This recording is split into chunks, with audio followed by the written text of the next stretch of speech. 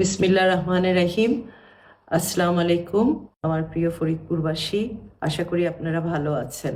আমার প্রাণের ফরিদপুরের মানুষ সবসময় শান্তিপ্রিয়, কিন্তু কিছুদিন ধরে একটি ব্যাপার আমি লক্ষ্য করছি যে এই শান্তিপ্রিয় ফরিদপুরকে অশান্ত করার জন্য একটি মহল উঠে পড়ে লেগেছে। বর্তমান সময় আমরা দেখছি যে কিছু উদ্বেগজনক ঘটনা ঘটছে এই দেশে, এবং এর পেছনে আওয়ামী শক্তি যে আছে সেটা বেশ পরিষ্কার আমাদের সকলের মাঝে।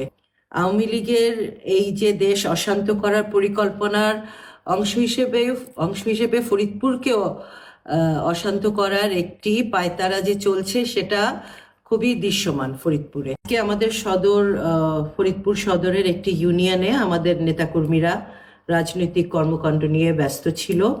ঠিক ওই সময়ে এই পতিত ফ্যাসিস্ট শেখ হাসিনার সরকারের আস্থাভাজন একে আজাদ সাহেব আওয়ামী লীগের কিছু চিহ্নিত সন্ত্রাসী নিয়ে সেখানে উপস্থিত হন।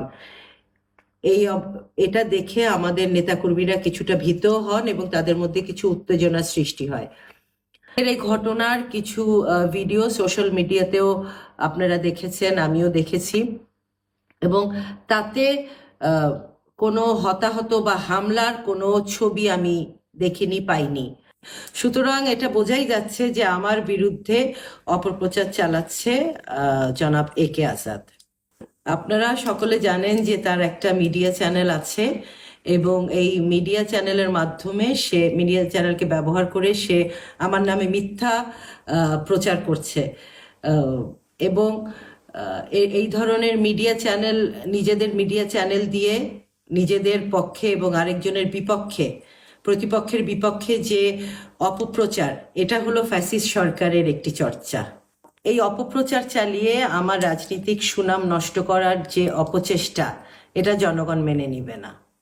আমি জাতীয়তাবাদের রাজনীতি করি, আমি জনগণের জন্য রাজনীতি করি, এবং আমি জনগণের ভালোবাসা এবং সমর্থন নিয়ে রাজনীতি করি। এটা ফরিদপুরবাসী, আমার প্রাণপ্রিয় ফরিদপুরবাসী সকলে জানেন। আমি শান্তির রাজনীতি করি, কিন্তু আমার বিরুদ্ধে এই যে এমন মিথ্যাচার, আমি এর তীব্র নিন্দা জানাই।